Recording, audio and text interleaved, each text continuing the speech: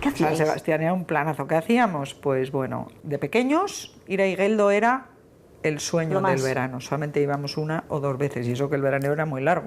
Llegábamos a San Sebastián en agosto, primeros de agosto o final de julio a lo mejor, y nos volvíamos el 15 o el 20 de septiembre. Los planazos eran Igueldo y Francia, cuando éramos pequeñas, que había que pasar la frontera, era un yuyu, porque claro, mi abuela traía unos platos de Duralex, que era completamente ilegal traer eso. Y luego ya más jovencita, ¿cuáles son tus recuerdos de veraneo? El tenis, el Real Club de Tenis de San Sebastián, ese era el sitio de ligue, entonces jugábamos al tenis. Yo muy mal y mi hermana Isabel muy bien.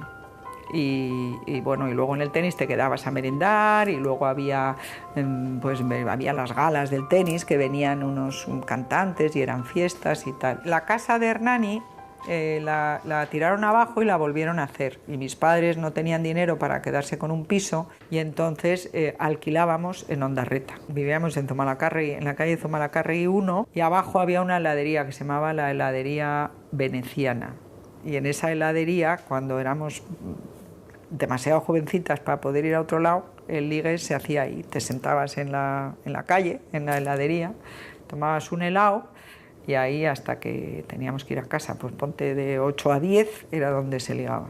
¿Y hasta qué edad estuvisteis veranando en San Sebastián? Pues yo inclusive casada, hasta los 22. La vinculación sentimental de Esperanza con Donostia fue tal que incluso su petición de mano, organizada por sus padres, se celebró en el Club Náutico. Y me acuerdo que Javier Satrústegui, que era el cronista de Sociedad, yo creo, no sé cómo se llamaría, del Diario Vasco, escribió la crónica aquella.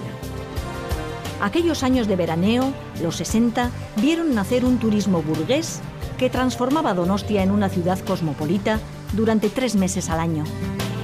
Más de la mitad de los actuales barrios de San Sebastián no existían. Ya había terminado la posguerra, había terminado incluso la crisis económica de los 50, es el momento en el que empiezan a florecer los 600, se empiezan a coger las primeras vacaciones, las primeras hipotecas, la gente empieza a tener algunos pisos en propiedad, abandonando aquella teoría del alquiler, que entonces era prácticamente la única. Estamos en una época en la que yo creo que el calendario para los donostiarras tenía 2 estaciones, el verano y el resto del año. Un San Sebastián limitado 9 meses del año al donostiarra, que vivía en la parte vieja y un poco el centro, y luego el boom de este turismo oficial que eran los 3 meses de verano. Arrastrados de la historia de la ciudad, que desde el siglo XIX, desde mediados, era costumbre que la corte, el gobierno, etcétera, se concentrara en la ciudad, en estos años 60, hace 50 años, yo recuerdo de pequeño, ibas a La Concha, ibas a Ondarreta, y todo eran filas de coches oficiales con el banderín correspondiente y el chofer de uniforme esperando, mientras que el ministro se bañaba junto al bedel de la universidad. Esto hacía que si venía el jefe, venía Franco, venía hasta el último pichichi. A lo largo de más de 30 agostos, los donostiarras vieron atracar el yate Azor en las aguas tranquilas de su bahía, algo que revolucionaba la vida de la ciudad. Una dictadura nunca es bienvenida, y los representantes de la dictadura tampoco.